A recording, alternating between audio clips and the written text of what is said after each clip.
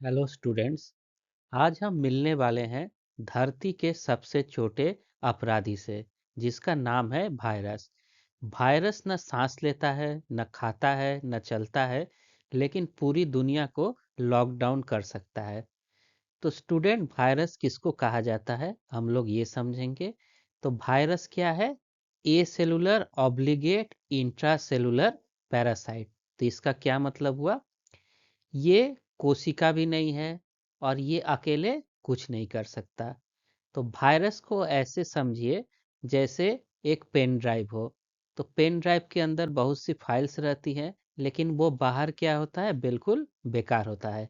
काम का कब होता है? जब ये किसी कंप्यूटर में लगाया जाता है तो उनके अंदर की फाइल्स को देख सकते हैं। इसीलिए वायरस को कहा जाता है लिविंग और नॉन लिविंग के बीच सीमा पर खड़ा जीव। बाहर ना इसमें मेटाबॉलिज्म है, ना रेस्पिरेशन है, ना लाइफ है। और जैसे ही किसी सेल के अंदर जाता है, ये रेप्लिकेट करके अपना नंबर बढ़ाएगा, उसमें म्यूटेशन हो सकता है, उसका एवोल्यूशन होकर नया वायरस बनता है। आप सब लोगों को कोविड-19 जरूर याद होगा।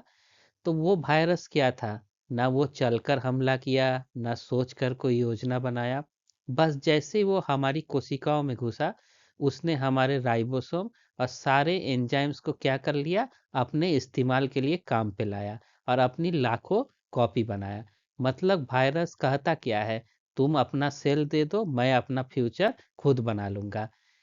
तो जब वायरस बाहर रहता है तो उसे क्या कहते हैं? वेरियन कहते हैं। बाहर रहने का मतलब जब किसी सेल के अंदर वो ना हो, एक निर्जीव हो, तो उसके लिए एक टर्म दिया गया है, उसको क्या कहते हैं? वायरॉन। जैसे एक सोता हुआ बम है जो क्या कर रहा है? किसी सेल के मिलने का इंतजार कर रहा है। तो जो वायरस है वो सिर्फ हम इंसानों को ही इफेक्ट नहीं करता, वो बैक्टीरिया को करता है। तो बैक्टीरिया को करता है, उसको क्या नाम दिया गया है? बैक्टीरियोफेज। ये आर्किया एक ग्रुप है एंशियंट बैक्टीरिया का, उसको भी करता है। प्लांट्स को करता है, सारे एनिमल्स को करता है, फंजाई को करता है और प्रोटिस्ट को भी करता है। मतलब वायरस किसी को नहीं छोड़ता। तो वायरस का जो साइज होता है वो 20 से 300 नैनोमीटर के बीच में आता है। लेकिन कुछ ऐसे वायरस है जिनको हम लोग जायंट वायरस कहते हैं, जैसे मिमी वायरस या पेंडोरा वायरस, जो 700 नैनोमीटर से भी ज़्यादा साइज के होते हैं। तो थोड़ा वायरस के डिस्कवरी के बारे में बात करें तो 1892 में एक वैज्ञानिक थे, दिमित्री इवानोस्की। इन्होंने सबसे पहले वायरस का खोज किया था। लेकिन जो वायरस शब्द आप सुनते हैं, उसका नाम कौन दिया था? मार्टिनेज बेंजिक ने 1898 में इसका नाम दिया था। तो वायरस का मतलब क्या होता है? तो वायरस का मतलब होता है पॉइजन, यानी जहर। तो वायरस खुद से जिंदा नहीं होता, लेकिन जैसे ही वो किसी जिंदा कोशिका में घुसता है तो वो बायोलॉजी का सबसे ताकतवर शक्ति बन जाता है और उस सेल को क्या कर देता है? खत्म कर देता है। उस सेल के लिए वो क्या है? पॉइजन या जहर है। अब अगला सवाल ये आता है कि जो वायरस इतना ताकतवर है, आखिर उसके अंदर ऐसा क्या होता है जो उसको इतना ज्यादा स्ट्रांग बनाता है, इतनी बड़ी बड़ी बीमारी करता है? तो सबसे महत्वपूर्ण और इम्पोर्टेंट चीज होता है उसका जीनोम, यानी वायरस के अंदर का न्यूक्लिक एसिड, जो जेनेटिक मटेरियल है, वही उसका असली रीजन होता है। तो इसमें सबसे इम्पोर्टेंट बात क्या रखना है कि इसमें या तो डीएनए होता है या आरएनए होता है, दोनों कभी एक साथ नहीं हो सकता। तो ये अपने दिमाग में भर लेना है कि या तो वायरस में, जो वायरस होगा उसमें या तो डीएनए मटेरियल होगा या आरएनए, ये दोनों कभी एक साथ नहीं रह सकते। तो वायरस में या डीएनए होगा या आरएनए होगा। वो डीएनए या आरएनए सिंगल स्ट्रैंड भी हो सकता है, डबल स्ट्रैंड भी हो सकता है, लीनियर होता है या सर्कुलर होता है या सेगमेंटेड होता है। तो यहाँ सेगमेंटेड से क्या मतलब है? जैसे इस फिगर में देख सकते हैं कि वायरस के अंदर क्या है? उसका जेनेटिक मटेरियल है, या तो डीएनए है या आरएनए है। ये लीनियर हो सकता है या गोल सर्कुलर होगा या सेगमेंटेड। सेगमेंटेड का मतलब मान लीजिए इसी को छोटे छोटे पीसेस में काट दिया जाए तो कई इसके सेगमेंट बन जाएंगे, तो उसी को क्या कहते हैं? सेगमेंटेड कहते हैं। इसके बाद तीन चीज और आती है, एक होता है पॉजिटिव सेंस, दूसरा नेगेटिव सेंस और तीसरा एम्बी सेंस। तो इनका क्या मतलब होता है? तो पॉजिटिव सेंस का मतलब होता है कि जो जेनेटिक मटेरियल है उससे सीधा वो किसके तरह काम करेगा, मैसेंजर आरएनए की तरफ, और मैसेंजर आरएनए क्या करता है, प्रोटीन बनाता है। तो पॉजिटिव सेंस होगा वो खुद मैसेंजर आरएनए जैसा काम होगा, नेगेटिव सेंस पहले अपना कॉपी बनाएगा जो मैसेंजर आरएनए होगा, फिर उससे प्रोटीन बनेगा। और एम्बिसेंस का क्या मतलब होता है, जिसमें पॉजिटिव सेंस भी हो और नेगेटिव सेंस भी हो, दोनों हो। जो ये जेनेटिक मटेरियल है इसका साइज भी काफ़ी वैरी करता है। तो दुनिया का जो सबसे स्मॉलेस्ट वायरस है, जिसको क्या करते हैं, सर्को वायरस कहते हैं, इनका एक ग्रुप होता है सर्को वायरसेस। इनका साइज सबसे कम होता है, इनका साइज लगभग 2 KB के बराबर होता है। और जो सबसे लार्जेस्ट वायरस होता है उसका साइज कितना होता है, 2.5 मिलियन बेस पेयर्स होता है। इसको क्या कहते हैं, पैंडोरा वायरस कहते हैं। तो दुनिया का सबसे बड़ा वायरस ग्रुप क्या है, पैंडोरा वायरस है, और सबसे छोटा क्या है, सर्को वायरसेस है। इसके साथ एक और इम्पोर्टेंट होता है, कुछ वायरस अपने साथ खास एंजाइम भी लेके चलते हैं। इसके बारे में हम थोड़ी देर में जानेंगे। उससे पहले एक और टर्म आता है, नेगेटिव स्टैंड आरएनए वायरस। ये नेगेटिव स्टैंड आरएनए वायरस क्या होता है, इसमें होता है आरएनए डिपेंडेंट आरएनए पॉलीमरेज। इसका इंपॉर्टेंट एग्जाम्पल होता है रेट्रोवायरस, जिससे एचआईवी होता है। इसमें एक एंजाइम रहता है जिसको क्या कहते हैं, रिवर्स ट्रांसक्रिप्टेज। रिवर्स ट्रांसक्रिप्टेज आप सुने होंगे, ये एक ऐसा एंजाइम है जो आरएनए से डीएनए बदल देता है। ये काफ़ी नीट का या सीयूईटी का बहुत इंपॉर्टेंट क्वेश्चन होता है। तो इसके आगे के स्लाइड्स में इस चीज़ को अच्छे से हम लोग जानेंगे। अब एक सवाल आपके मन में आ रहा होगा कि वायरस के अंदर जीनोम है, तो उसको प्रोटेक्ट कौन करते हैं, क्योंकि इतना नाजुक डीएनए या आरएनए बिना सुरक्षा के तो रहेगा नहीं, और बाहर अगर इसको रहा जाए तो ये तुरंत खराब हो जाएगा, डिस्ट्रॉय हो जाएगा। तो यहीं से शुरू होता है किसका, कैप्सिड का कहानी।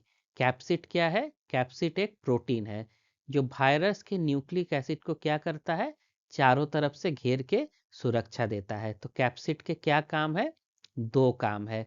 पहला जीनोम को प्रोटेक्ट करना, और दूसरा भी बहुत इंपॉर्टेंट काम होता है, क्या होता है, होस्ट को रिकॉग्नाइज करना। होस्ट कौन होता है, अभी हम लोग पढ़े कि वायरस अकेले काम नहीं कर सकता, वो तब काम करता है जब किसी सेल में जाता है। तो जिस सेल में जाता है वो उसका क्या होता है, घर बन जाता है, उसको होस्ट कहते हैं। तो उसको कैसे पहचानेगा कि किस सेल में जाना है, उसको क्या कहते हैं, होस्ट रिकॉग्निशन कहते हैं। तो इस होस्ट रिकॉग्निशन में कौन मदद करता है, कैप्सिड मदद करता है। तो याद रखने वाला पॉइंट क्या है, कैप्सिड किसका बना होता है, प्रोटीन का बना होता है। और जो ये प्रोटीन होते हैं, जैसे इस फिगर में आप देख सकते हैं, छोटे छोटे इकाइयों से बना होता है। तो ये जो पूरा कैप्सिड है वो छोटे छोटे इकाइयों से बना है, जैसे घर का दीवार छोटे छोटे ईंटों से बना है। उसी तरह जो छोटे छोटे ईंट होते हैं इस कैप्सिड के, उसको क्या कहते हैं, कैप्सोमियर कहते हैं। मतलब एक बड़ा इमारत है, और इमारत में जो छोटे छोटे ईंट पत्थर है उसको क्या कहा गया है, कैप्सोमियर कहा गया है। अब इसके सिमेट्री के आधार पर इसको 3 मुख्य टाइप्स में बांटा गया है, एक एक करके समझते हैं। सबसे जो पहला है और मेन है, उसको क्या कहते हैं, आइकोसाहेड्रल कैप्सिड। इसका शेप कैसा होता है, लगभग गोला, और कई एंगल्स होते हैं इसमें, बहुत सारे कोण देख सकते हैं, यहाँ एंगल है, यहाँ एंगल है, पूरा ऐसा होता तो गोल होता, लेकिन उसमें काफी मल्टी एंगल है। इसका उदाहरण क्या है, एडिनो वायरस। और दूसरा क्या है, पोलियो वायरस। पोलियो आप लोग सुने होंगे, अभी तो पूरी तरह इरेडिकेट हो गया है, लेकिन पहले ये काफी डेंजरस था। कुछ लोगों को अभी भी आप देख सकते हैं पोलियो के शिकार होते हैं, उनके हाथ पैर सही नहीं होते हैं। तो ये जो आइकोसाहेड्रल का डिजाइन है, ये सबसे स्टेबल और एफिशिएंट डिजाइन माना जाता है। दूसरा आता है हेलिकल कैप्सिड। इसमें प्रोटीन सब यूनिट क्या होता है, जीनोम को चारों तरफ से स्पाइरल रूप से लिपटा जाता है, जैसे स्पाइरल बाइंडिंग होता है, कभी देखे होंगे, बाइंडिंग कराए होंगे कॉपी नोट्स। तो ऐसे ऐसे क्या रहता है, घूमता रहता है, स्पाइरल इस शेप को कहते हैं। तो ये स्पाइरल ऐसे घूम घूम के पूरा एक दीवार बना लेगा जिसके अंदर क्या होगा, उसका जेनेटिक मटेरियल होगा। तो इसका उदाहरण क्या होता है, इसका उदाहरण होता है टोबैको मोजेक वायरस। तो और इसका एक और उदाहरण है इन्फ्लुएंजा का न्यूक्लियो कैप्सिड। उसको भी कभी हम लोग दूसरे स्लाइड में डिस्कस करेंगे, वो भी काफी इंपॉर्टेंट है। तीसरा क्या हो गया, कॉम्प्लेक्स कैप्सिड। कॉम्प्लेक्स कैप्सिड क्या होता है और कहाँ होता है, इसका शेप पूरी तरह गोल नहीं होता, थोड़ा बेलन जैसा होता है। इसमें हेड होता है और एक नेक होता है और एक टेल जैसा होता है। ये सबसे इसका फेमस एग्जाम्पल क्या है, बैक्टीरियोफेज T4। ये एक कैसा दिख रहा है, एक स्पेसक्राफ्ट जैसा, जो जैसे लैंड करेगा तो यहाँ बैठने के लिए जगह है, एक रॉड टाइप का है और ऊपर आइकोसाहेड्रल का हेड टाइप का है। और इसका जो हेड होता है, इसमें हल्का सा डायग्राम में दिख रहा होगा, इसी के अंदर इसका जीनोम रहता है। जो इसका टेल रीजन होता है वो बैक्टीरिया में इंजेक्शन करने के लिए उसके न्यूक्लियर मटेरियल को भेजने के काम आता है। तो बैक्टीरियोफेज क्या होते हैं, ऐसे वायरस होते हैं जो बैक्टीरिया को इन्फेक्ट करते हैं। हमने पहले ही स्लाइड में देखा था कि वायरस क्या करता है, किसी को नहीं छोड़ता, सबको इन्फेक्ट करता है। इसमें एक और टर्म आता है, कभी कभी एग्जाम्पल में पूछा जाता है। अभी तक हम लोग क्या देखे, इसका मेन जेनेटिक मटेरियल क्या है, न्यूक्लिक एसिड, या तो डीएनए या तो आरएनए। और इसको कौन संभाले हुए, कौन प्रोटेक्ट कर रहा है, कैप्सिड। तो इन दोनों को मिला के एक टर्म आता है न्यूक्लियो कैप्सिड। तो आप समझ गए होंगे कि न्यूक्लियो एप्सिड किसे कहते हैं। कुछ वायरस होते हैं जिसमें कैप्सिड के बाहर भी क्या रहता है, एक एनवेलप रहता है, उनको क्या कहते हैं, एनवेलप्ड वायरस। और कुछ में ये नहीं भी होता है। तो आप सोच रहे होंगे, अगर वायरस के पास कैप्सिड है तो कुछ वायरस के बाहर ये एक्स्ट्रा लेयर क्यों होता है, इसका क्या जरूरत है, क्या इसको ये और स्ट्रांग बनाया। तो अब हम लोग एनवेलप की कहानी को समझते हैं। तो जिसमें एनवेलप होता है वो किसका बना होता है, लिपिड का बना होता है। और ये लिपिड कहाँ से आता है, अभी हम लोग देखें कि वायरस किसको इन्फेक्ट करता है, जिस सेल को, उसको क्या कहते हैं, होस्ट सेल को। तो ये जो एनवेलप का लिपिड होगा वो कहाँ से मिल रहा है, होस्ट सेल के मेम्ब्रेन से मिल रहा है। मतलब वायरस हमारा ही मेम्ब्रेन चुरा लेता है और इसे क्या करता है, अपना एनवेलप बना लेता है। इस एनवेलप पे एक हार्ड स्ट्रक्चर आप देख सकते हैं जो छोटा छोटा निकला हुआ है, उसको क्या कहते हैं, उसको ग्लाइको प्रोटीन कहते हैं, ग्लाइको प्रोटीन स्पाइक्स कहते हैं। ये नुकीला टाइप का निकला है स्पाइक जैसा, इसके लिए इसको क्या कहते हैं, ग्लाइको प्रोटीन स्पाइक। और इसका एक और नाम है पेप्लोमर्स, कभी कभी एग्जाम में दिया जाता है। तो क्या होता है ग्लाइकोप्रोटीन स्पाइक या पेप्लोमर्स, इसका क्या काम होता है, होस्ट के सेल के रिसेप्टर को पहचानना और उससे अटैच होना। बताए थे आपको पहले भी कि कोई भी वायरस अपने फिक्स होस्ट पे जाएगा और जहां चिपकेगा उसका पहचान करके चिपकेगा।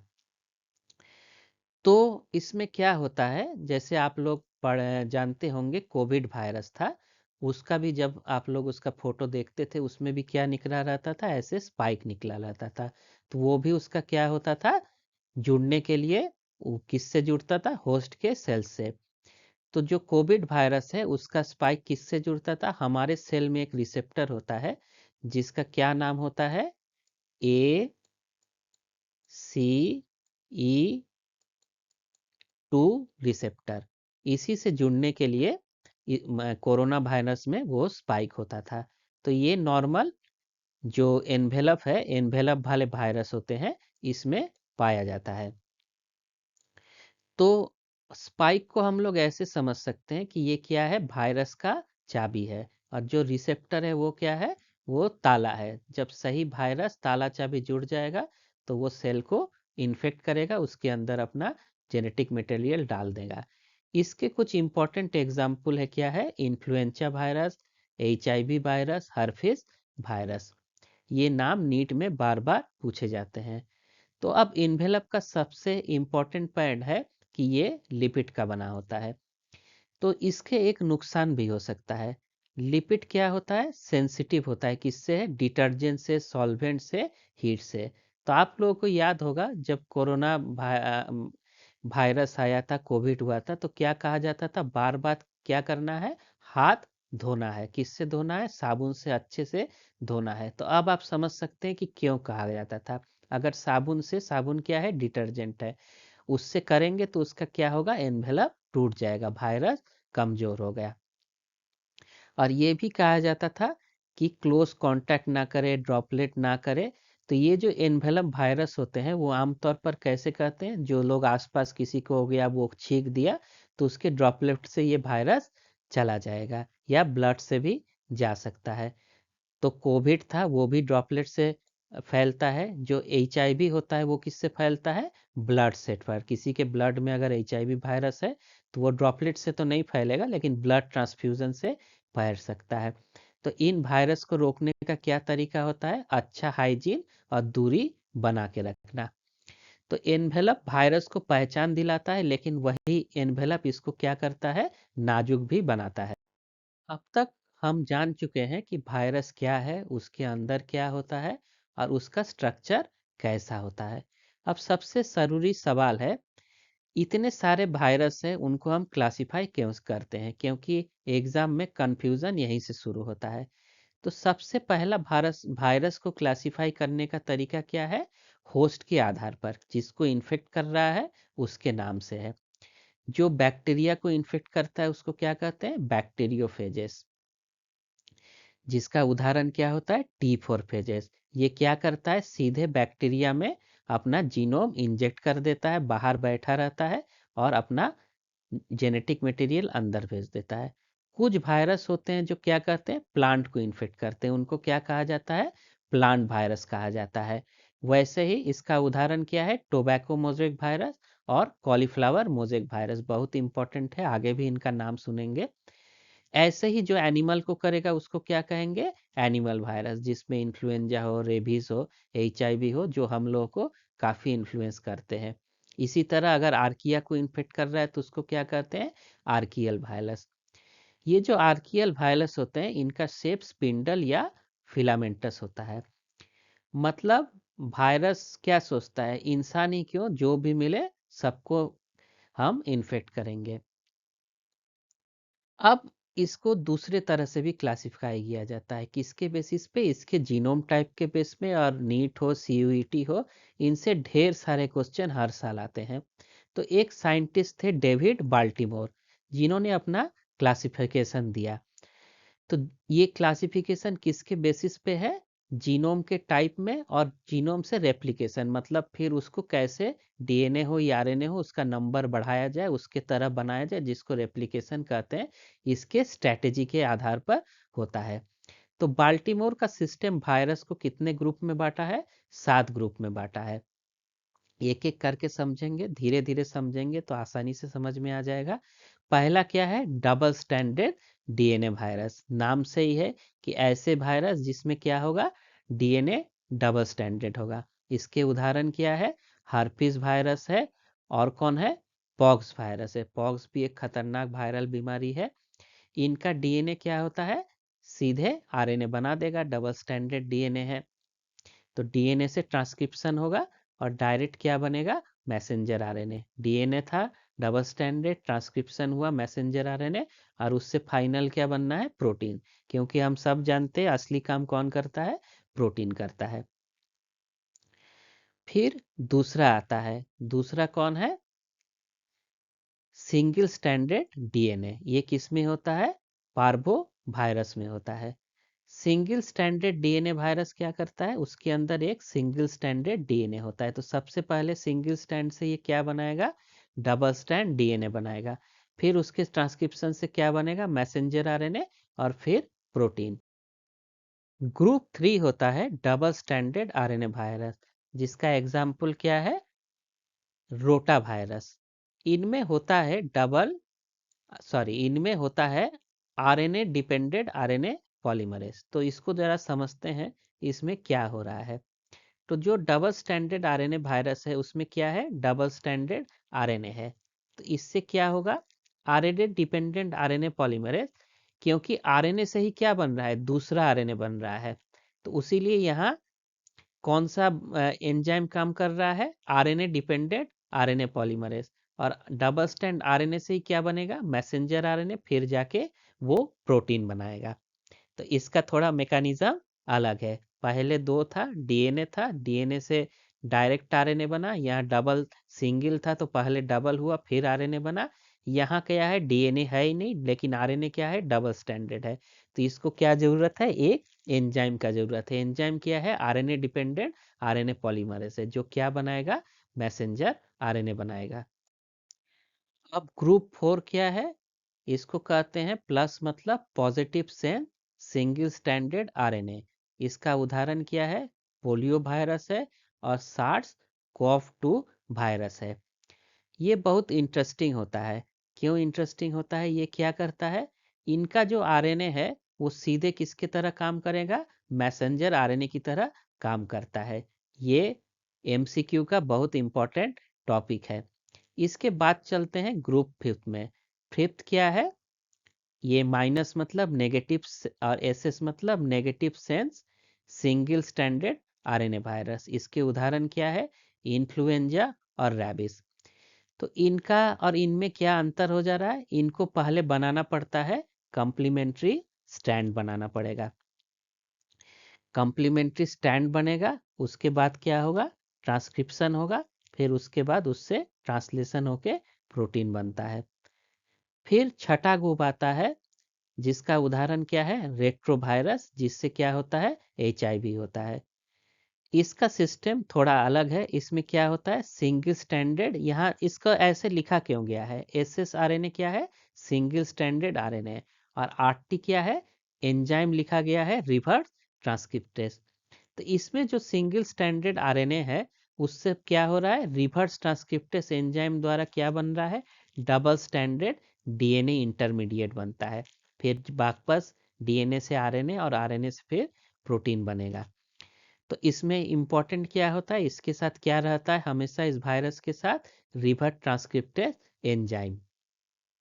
ये भी काफी इंपॉर्टेंट टॉपिक है। और लास्ट क्या है, double standard DNA with reverse transcriptase. और इसका उदाहरण क्या है, हेपेटाइटिस बी वायरस। इनमें भी क्या होता है, रिवर्स ट्रांसक्रिप्शन होता है लेकिन जीनोम डीएनए होता है। तो स्टूडेंट याद रखिए, वायरस का पहचान उसके शेप से नहीं है बल्कि जीनोम और रेप्लिकेशन स्ट्रेटेजी से होता है। तो एक बार इसको पूरा रिवाइज किया जाए तो साथ में क्या थे, double standard DNA, single standard, double standard RNA, single standard RNA जिसमें दो तरह के होते थे, फिर single standard RNA with reverse transcriptase and double standard DNA with reverse transcriptase. तो एग्जाम में ये डायरेक्ट पूछा जाता है कि कौन सा एग्जाम्पल है जिसमें डबल स्टैंडर्ड आरएनए होता है, या कौन सा है जिसमें सिंगल स्टैंडर्ड आरएनए होता है, या कौन सा वायरस है जिसमें रिवर्स ट्रांसक्रिप्टेज होता है। अब तक हम लोग देख चुके हैं वायरस का स्ट्रक्चर कैसा होता है, उसे क्लासिफाई कैसे करते हैं। अब अगला नेक्स्ट सवाल आता है कि वायरस सेल के अंदर जाके कैसे मल्टीप्लाई करता है, कैसे अपना नंबर बढ़ाता है। तो वायरस तो अभी तक हम लोग समझ लिए कि खुद कुछ नहीं बन सकता, उसे हर चीज के लिए किसका जरूरत होता है, होस्ट का जरूरत होता है। वो होस्ट का चीज क्या करता है, चुरा लेता है। तो इसके कुछ स्टेप्स है। तो रेप्लिकेशन का पहला स्टेप क्या है, वायरस में इसके नंबर को बढ़ाने के लिए क्या करेगा, रेप्लिकेट करेगा। इसके कई साइकिल्स चलते हैं, उसके कुछ स्टेप है। तो पहला स्टेप क्या है, अटैचमेंट, इसको क्या कहते हैं, एड्सॉर्प्शन भी कहते हैं। इसमें क्या कहता है, वायरल क्या करेगा, कुछ प्रोटीन को होस्ट सेल के रिसेप्टर से अटैच करेगा। अपना जो प्रोटीन है या जो छोटा छोटा निकला है स्पाई, वो किसके साथ जुड़ेगा, सेल के सरफेस रिसेप्टर के साथ। तो पहला स्टेप यही हो सकता है कि ये स्टेप क्या है, वायरस किस सेल को इन्फेक्ट करेगा और किस टिश्यू को टारगेट करेगा, जिससे ये मिल जाएगा रिसेप्टर, उससे ये जुड़ जाएगा और आगे का अगला स्टेप होगा। तो जो एच है वो किससे जुड़ता है, एक प्रोटीन होता है GP120 प्रोटीन, ये हमारे CD4 रिसेप्टर होते हैं सेल में, उससे जुड़ता है। तो ये स्टेप क्या कहता है, पहचान का काम करता है कि सही पहचानेंगे उसके बाद ही अंदर जाएंगे। तो ये भी क्या है, सही ताला चाबी, सही चाबी रहेगा सभी गेट खुलेगा और अंदर जाएंगे। तो अटैचमेंट के बाद क्या आता है, पेनिट्रेशन, यानी वायरस का सेल के अंदर एंट्री। इसके 3 मेन तरीके होते हैं, एंडोसाइटोसिस, मेम्ब्रेन फ्यूजन और इंजेक्शन ऑफ जीनोम। तो एक एक करके समझते हैं। एंडोसाइटोसिस का क्या मतलब है, ये सबसे ज़्यादा एनिमल वायरसेस में देखा जाता है। जो सेल होता है वो खुद वायरस को एक वेसाइकिल के अंदर बंद कर लेता है। जैसे यहाँ आया, इसको अंदर पैक कर लिया और ये पैक अंदर चल गया, तो इसको क्या कहते हैं, एंडोसाइटोसिस। दूसरा होता है मेम्ब्रेन फ्यूजन। ये किसमें होता है, एनवेलप वायरस अभी पढ़े जिसमें लिपिड का एनवेलप होता है, उसमें मेम्ब्रेन फ्यूजन होता है। वायरस का जो मेम्ब्रेन होता है वो सेल मेम्ब्रेन से फ्यूज हो जाता है और उसका जेनेटिक मटेरियल अंदर आ जाता है। तीसरा क्या होता है, इंजेक्शन ऑफ जीनोम। ये किसमें होता है, ऐसे वायरस जो बैक्टीरिया को इन्फेक्ट करते हैं, जिसका क्या नाम है, बैक्टीरियोफेजेस। तो बैक्टीरियोफेज का स्ट्रक्चर याद होगा कि उसमें एक हेड होता था, एक टेल होता था, और जीनोम क्या हो जाता सीधा, जैसे इंजेक्शन से आपको सुई लगता है तो उस जो इंजेक्शन का दवाई होता है सीधे अंदर चला जाता है, ये भी अपना डीएनए सीधे अंदर भेज देता है। तो मतलब वायरस क्या करता है, पूरा वायरस अंदर नहीं जाता, जबकि उसका जो जेनेटिक मटेरियल है वो अंदर गया, किसमें, इंजेक्शन ऑफ जीनोम में। इसके बाद आता है अनकोटिंग। इस स्टेप में क्या होता है, जो वायरल का क्या होता है, कैप्सिड होता है, जो बाहर का लेयर होता है वो क्या होता है, बाहर रहता है, और क्या करेगा, इसका जीनोम क्या होगा, अंदर चला जाता है। जीनोम निकल जाता है किसमें, साइटोप्लाज्म में या न्यूक्लियस में जाता है। किस में जाएगा, साइटोप्लाज्म में चला जाएगा या डायरेक्ट कभी कभी न्यूक्लियस में भी चला जाता है। इसके बाद क्या होता है, ये होस्ट के जो एंजाइम्स होंगे और जो सेल का पीएच होगा, ये सब क्या करते हैं, डिटरमाइन करते हैं, क्या करते हैं कि ये प्रोसेस कैसे होगा। तो होस्ट एंजाइम की मदद से या एंडोसोम होते हैं उसके लो पीएच से क्या होता है, अब वायरस रेडी होता है किसके लिए, अपना रेप्लिकेशन शुरू करने के लिए। अब जब वायरस सेल में घुस चुका है, उसका कैप्सिड हट चुका है और जीनोम बाहर आ चुका है, तो अब क्या शुरू होगा, वायरस का असली खेल क्या होगा, रेप्लिकेशन, अपना नंबर बनाना और क्या करना, प्रोटीन सिंथेसिस करना।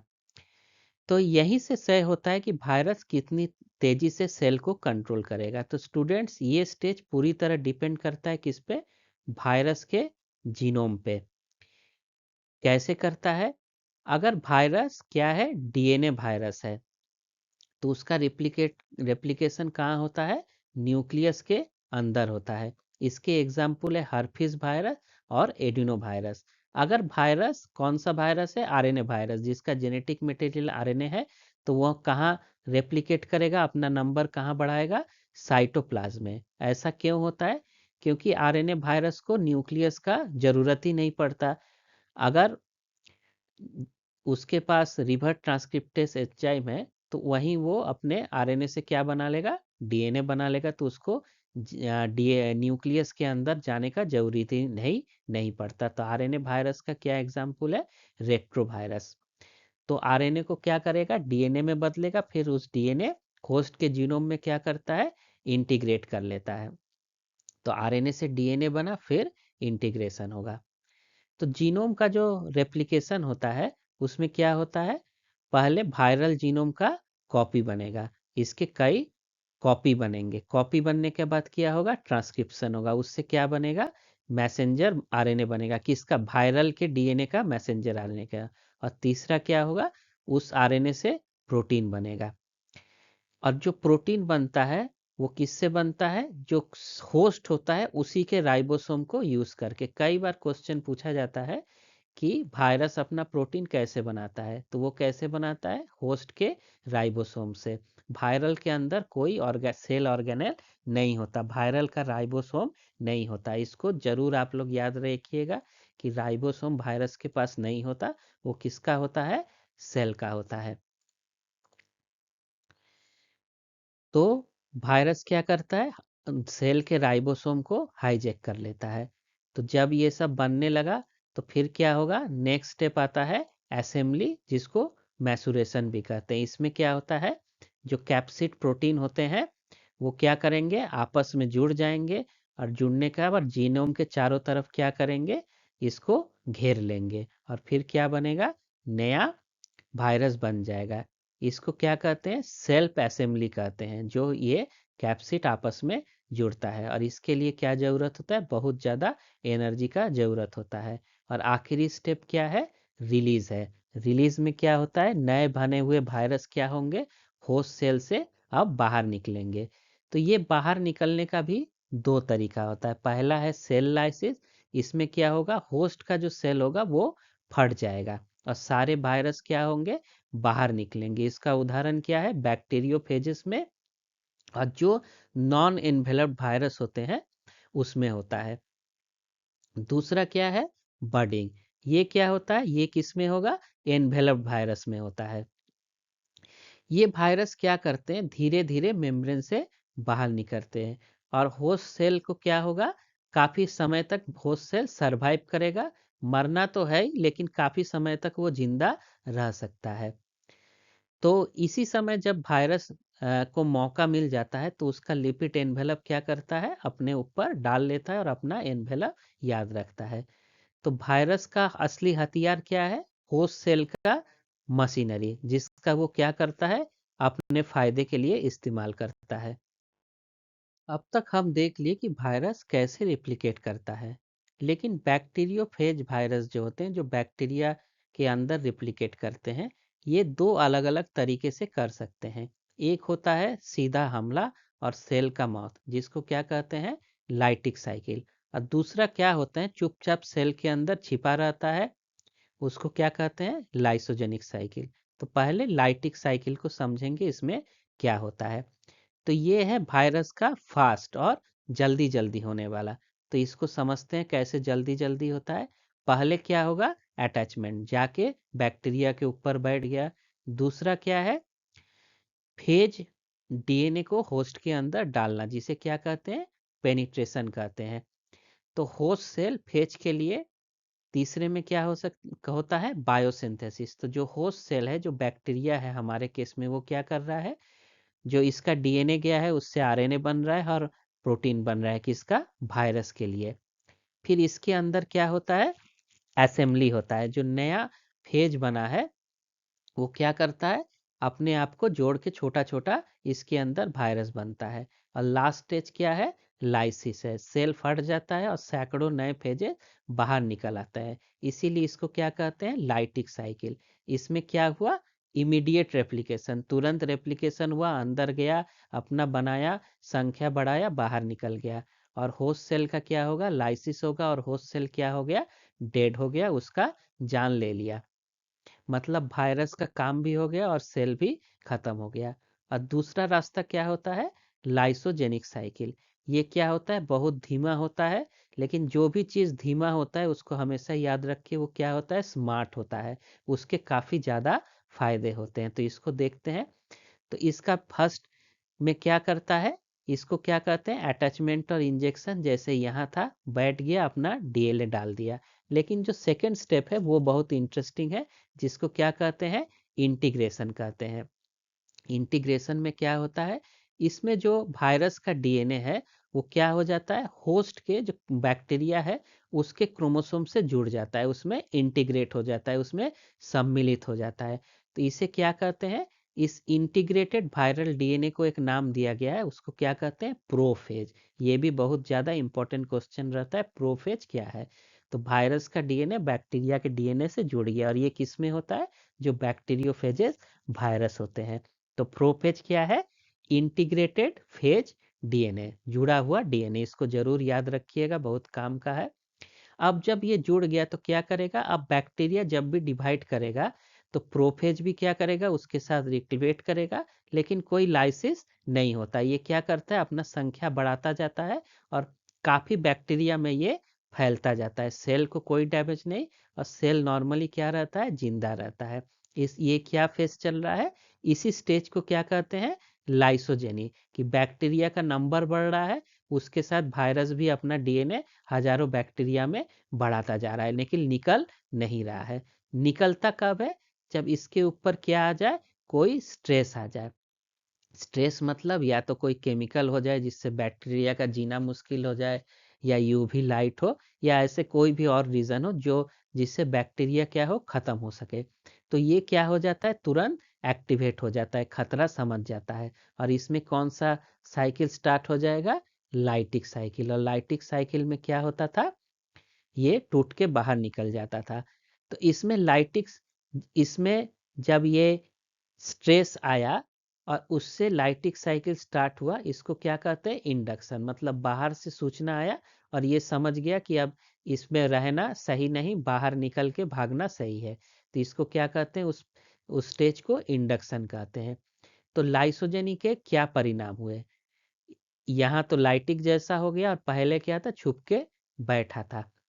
तो पहला चीज क्या है, जो सेल होता है जिसमें लाइसोजेनी चल रहा है, एक बार अगर कोई वायरस आ गया तो उसको कोई दूसरा वायरस इन्फेक्ट नहीं करता है। इसको क्या कहते हैं, इम्यूनिटी टू सुपर इन्फेक्शन। अगर किसी बैक्टीरिया में आ गया है तब उसको दूसरा वायरस इन्फेक्ट नहीं करता, मतलब उसी टाइप का दूसरा फेज उस सेल को दोबारा इन्फेक्ट नहीं कर सकता। दूसरा इंपॉर्टेंट पॉइंट क्या है, लाइसोजेनिक कन्वर्सन। लाइसोजेनिक कन्वर्सन क्या है, इसमें जो प्रोफेज है, जो प्रोफेज क्या था, अपना डीएनए वायरस के डीएनए से जुड़ा हुआ था। इसमें क्या हो जाता है, कुछ डीएनए एक्सचेंज हो जाते हैं और इसमें क्या होगा, जब भी कुछ नया डीएनए गेन करेगा उसमें कुछ नया कैरेक्टर या क्वालिटी आ सकता है। इसका एक एग्जाम्पल है डिप्थीरिया टॉक्सिन प्रोडक्शन का, ये एक क्लासिकल एग्जाम्पल है। इसको हम लोग डिटेल में नहीं समझेंगे, अभी इस लेवल का नहीं पढ़ रहे हैं कि इन सब चीज़ों पे भी ध्यान दिया जाए, लेकिन ये याद रखना है कि लाइसोजेनिक साइकिल से क्या होता है, इम्यूनिटी टू सुपर इन्फेक्शन आ जाता है, और लाइसोजेनिक कन्वर्जन में क्या होता है, कुछ नए कैरेक्टर आ जाते हैं।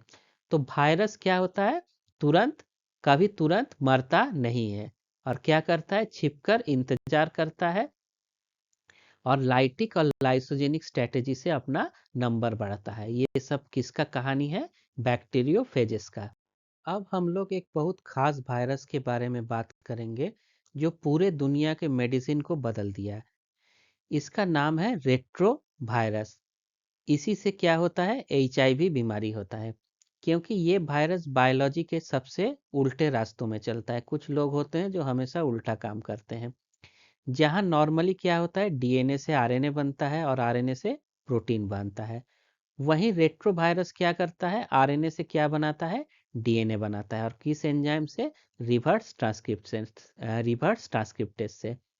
तो बच्चों, रिवर जो रेट्रोवायरस है उसका जीनोम कैसा होता है, सिंगल स्टैंडर्ड आरएनए होता है, लेकिन रेप्लिकेशन के लिए क्या करता है, सबसे पहले सिंगल स्टैंडर्ड आरएनए आया, ये क्या किया, डबल स्टैंडर्ड डीएनए बनाया। और ये काम कौन करता है, रिवर्स ट्रांसक्रिप्टेज। बहुत इंपॉर्टेंट है एग्जाम पॉइंट ऑफ व्यू से, कि सिंगल स्टैंडर्ड आरएनए से डबल स्टैंडर्ड डीएनए बना दिया कौन, रिवर्स ट्रांसक्रिप्टेज।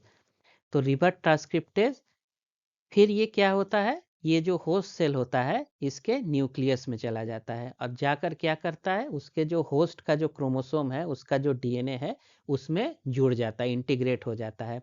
इस इंटीग्रेटेड वायरल डीएनए को क्या नाम दिया गया है, इसको क्या कहते हैं, प्रो वायरस कहते हैं। बैक्टीरिया में था तो फेस था, यहाँ बैक्टीरिया नहीं है, यूकैरियोटिक सेल है, तो इसको क्या कहेंगे, प्रो वायरस। प्रो वायरस क्या है, कि जो वायरस का डीएनए था जो आरएनए से बना था, वो आके किससे चिपक गया, होस्ट के डीएनए से, तो उससे क्या बन गया, प्रो वायरस बन गया। और वायरस का डीएनए परमानेंटली होस्ट के जीनोम से अटैच हो गया। अब यहाँ एक और चीज़ इंटरेस्टिंग होता है, अब वायरल का जो डीएनए है जो बना था सिंगल स्टैंडर्ड आरएनए से, उसका भी क्या होगा, ट्रांसक्रिप्शन होगा। और ट्रांसक्रिप्शन किसके मदद से होता है, आरएनए पॉलीमरेज 2 के वजह से।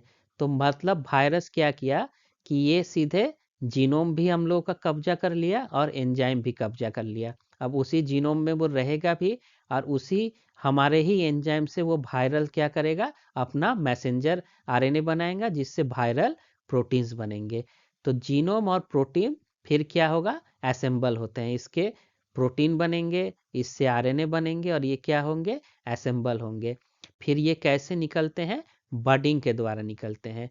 लेकिन निकला हुआ जो नया वायरस होता है वो इन्फेक्शस नहीं होता है, इसके कुछ हिस्सों को पहले काटना पड़ता है। कुछ पॉलीप्रोटीन्स होते हैं जिसको काट कर हटाया जाता है, और उसको कौन हटाता है, एक एंजाइम होता है प्रोटीएस, वो हटाता है। तो कभी कभी फिर क्या आता है, मैच्योर जो इन्फेक्शस पार्टिकल आता है, जिसको क्या कहा जाता है, विरियन कहा जाता है। विरियन क्या है, मैच्योर इन्फेक्शस वायरस, जो इन्फेक्ट करेगा। क्योंकि ये कहा क्या, ये इन्फेक्ट नहीं कर सकता, ये कब करता है, जब इसके कुछ प्रोटीन को काट दिया जाए, तो ये क्या बनेगा, इन्फेक्शस बनेगा, जिसको क्या कहते हैं, विरियन कहते हैं। तो अगर HIV किसी को बीमारी हो जाता है तो कुछ दवाई किसको टारगेट करते हैं, उन प्रोटीएस को। अगर प्रोटीएस जो इसको नॉन इन्फेक्शन से इन्फेक्शस बनाएगा, उस प्रोटीएस को ख़त्म कर दिया जाए तो शरीर में आ भी जाएगा, तो ये इन्फेक्शस नहीं बनेगा, दूसरे सेल को इन्फेक्ट नहीं करेगा। तो अब एक चीज बहुत दिलचस्प है कि वायरस इतना तेजी से कैसे फैलता है, इतने लाखों वायरस कैसे बनते हैं, हम लोग इतना बीमार क्यों पड़ते हैं। तो वायरस का जो मूल सिद्धांत है वो किस पे है, इसके रेप्लिकेशन पे, कि ये जल्दी जल्दी रेप्लिकेट करके फिर अपना दूसरा बना लेता है। तो इसके सक्सेस का जो रीज़न है, वो रीज़न क्या है, हाई म्यूटेशन रेट। म्यूटेशन आप लोग जानते होंगे कि DNA या RNA में जो चेंज आता है, तो वायरसेस में ये चेंज बहुत फ्रिक्वेंटली आता है, और सबसे ज़्यादा किस में आता है, RNA वायरस में। क्योंकि आप लोग जानते हैं कि जो अगर आप लोग रेप्लिकेशन पढ़े हो, DNA से DNA का बनना, तो उसमें प्रूफ रीडिंग होता है। लेकिन आरएनए में प्रूफ रीडिंग का क्या मतलब होता है, जब एक डीएनए से दूसरा डीएनए बना तो उसको चेक किया जाता है कि वो सही बना कि नहीं। लेकिन अगर आरएनए वायरस है तो उसमें डीएनए है ही नहीं, और जो एंजाइम होता है आरएनए पॉलीमरेज, वो प्रूफ रीडिंग नहीं करता, वो बस सीधे बनाता हुआ जाएगा। इसलिए काफ़ी ज़्यादा एरर्स होते रहते हैं आर रेप्लिकेशन में, जिससे म्यूटेशन रेट बढ़ जाता है। और आप जानते होंगे एवोल्यूशन के लिए म्यूटेशन एक बहुत इंपॉर्टेंट पॉइंट है। दूसरा क्या फैक्टर होता है, रिकॉम्बिनेशन, दो अलग अलग वायरल जीनोम के बीच जेनेटिक मटेरियल का एक्सचेंज। कभी कभी इन्फेक्शन प्रोसेस में अलग अलग डीएनए मिल जाते हैं, और जिससे क्या हो जाता है, रिकॉम्बिनेशन। तीसरा इंपॉर्टेंट क्या है, री असॉर्टमेंट। ये जो सेगमेंटेड जीनोम है, जिसको पहले भी कहे थे कि कुछ क्या होते हैं जिसके अंदर, जैसे कुछ में एक सिर्फ आरएनए है, और किस में क्या है कि आरएनए तो क्या है, एक ही है, लेकिन अलग अलग सेगमेंट में है, कटा कटा हिस्सा है। तो कभी ये वाला हिस्सा इससे इधर से जुड़ गया, कभी ये इधर से जुड़ गया, कभी ये यहाँ जुड़ गया, इससे भी क्या हो जाते हैं, उसमें डाइवर्सिटी आ जाता है, जिसकी वजह से भी क्या हो जाता है, इसमें जेनेटिक वेरिएशन आ जाता है। इसका एग्जाम्पल क्या है, इन्फ्लुएंजा वायरस में ऐसा हो सकता है।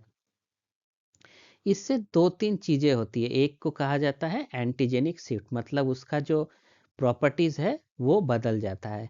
एक होता है एंटीजेनिक ड्रिफ्ट।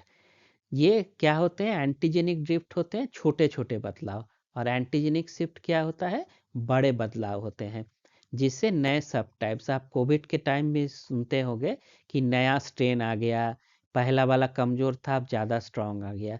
तो ये सब किससे होता है, एंटीजेनिक ड्रिफ्ट और शिफ्ट में। उसी का जो जेनेटिक मटेरियल है इधर उधर बदल के आपस में जुड़ के ये शिफ्ट कर लेता है।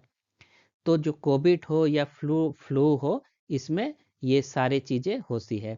यानी वायरस इवॉल्व करता रहता है और अपने अंदर बदलाव लाता रहता है। तो जो रेट्रो वायरस का बायोलॉजी है वो क्या है, बहुत क्लेवर वायरस, इसको क्लेवर वायरस भी कहा जाता है। इसमें क्या हो रहा है, आरएनए से डीएनए बन रहा है, और काफ़ी वेरिएशन भी इसमें हो रहा है। अब एक काफ़ी गंभीर सवाल आता है, क्या कोई वायरस आपके अंदर कैंसर पैदा कर सकता है।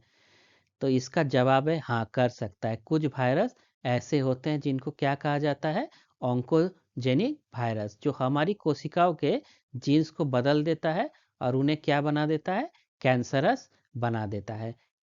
इसके एग्जाम्पल क्या है, HPV। HPV का फुल फॉर्म क्या होता है, ह्यूमन पैपिलोमा वायरस, जो क्या बीमारी करता है, सर्वाइकल कार्सिनोमा बीमारी करता है, इससे सर्वाइकल कैंसर होता है। वैसे ही क्या है, एप्स्टीन बार वायरस, ये क्या करता है? बर्केट्स लिम्फोमा करता है। तीसरा क्या है? हेपेटाइटिस बी वायरस या हेपेटाइटिस सी वायरस। ये क्या करता है? लीवर कैंसर करता है। लीवर को हिपैटो कहते हैं, इसी से हिपैटोसेलुलर कार्सिनोमा कहते हैं। फिर क्या होता है? ये काफ़ी गंभीर बीमारी होता है जिससे लीवर कैंसर होता है। फिर क्या है? HTLV-1। ये क्या करता है? टी सेल जो होते हैं इम्यूनिटी के, उसको इन्फेक्ट करता है। इससे एडल्ट टी सेल ल्यूकेमिया होता है। तो अगर एक लाइन में समझा जाए तो ये क्या करते हैं? होस्ट के जीनोम में क्या करते हैं? अपना डीएनए इंटीग्रेट कर देता है और जो प्रोटो ऑन्कोजीन्स होते हैं उनको एक्टिवेट करते हैं। या फिर जो ट्यूमर सप्रेसर जीन होता है, आप सुने होंगे ट्यूमर सप्रेसर जीन होते हैं P53 आर भी इनको इनएक्टिवेट करता है। जब हम लोग कैंसर पढ़ेंगे उसमें इन सब जीनों के बारे में बात करेंगे कि ये कैसी इंपॉर्टेंट है। तो ये जो P53 आरबी है या प्रोटो ऑन्कोजीन्स है या ट्यूमर सप्रेसर जीन है, इनको डिस्टर्ब कर देते हैं और रिजल्ट क्या होता है? कैंसर का क्या मतलब है? Uncontrol cell division. Cell division रुकेगा नहीं, होता चला जाएगा। तो वायरस के अलावा भी कुछ छोटे छोटे इन्फेक्शस एजेंट होते हैं जिसे हम क्या कहते हैं? वायरॉइड प्रायंस या सैटेलाइट वायरसेस। तो पहले थोड़ा वायरॉइड्स को समझ लेते हैं। वायरॉइड्स में क्या होता है? Small circular single standard RNA होता है। ये बस आरएनए है, स्मॉल है, सर्कुलर है। ये थोड़ा बीच में कम्प्लीमेंट्री है इसलिए डबल लग रहा है, नहीं तो ये क्या है? सिंगल स्टैंडर्ड आरएनए है। और सबसे इम्पोर्टेंट क्या है कि जो वायरॉइड्स होते हैं उसमें क्या नहीं होता? प्रोटीन नहीं होता। कहीं इस पे प्रोटीन नहीं। इनको क्या कहते हैं? नेकेड आरएनए भी कहा जाता है। ना इन्वेलप है ना प्रोटीन है। ये क्या करता है? ये भी सेल को इन्फेक्ट करेगा, लेकिन ये किसको इन्फेक्ट करते हैं? इनका मेन होस्ट क्या है? प्लांट्स होते हैं, पौधे होते हैं। ये किसको करते हैं? ये प्लांट के पैथोजन है। और प्लांट्स के अंदर जाके क्या करेंगे? रेप्लिकेट करेंगे। होस्ट प्लांट के एंजाइम से रेप्लिकेट होगा। इसमें rolling cycle mechanism, sorry rolling circle mechanism चलता है। ये सब पे हम लोग अभी बात नहीं करेंगे। और इसमें क्या होता है? प्लांट में डिजीज पैदा करते हैं। ये भी एग्जाम के पॉइंट ऑफ व्यू से बहुत इंपॉर्टेंट है, बार बार पूछा जाता है कि वायरॉइड से कौन से डिजीज होते हैं। तो इसका एग्जाम्पल क्या है? पोटैटो स्पिंडल ट्यूबर डिजीज, जो किससे होता है? वायरॉइड से होता है। जो साइट्रस होता है उसमें क्या होता है? साइटर्स एक्सोकॉटिस डिजीज होता है। और एक एवाकाडो होता है, उसमें भी एवाकाडो सनब्लॉट बीमारी होता है।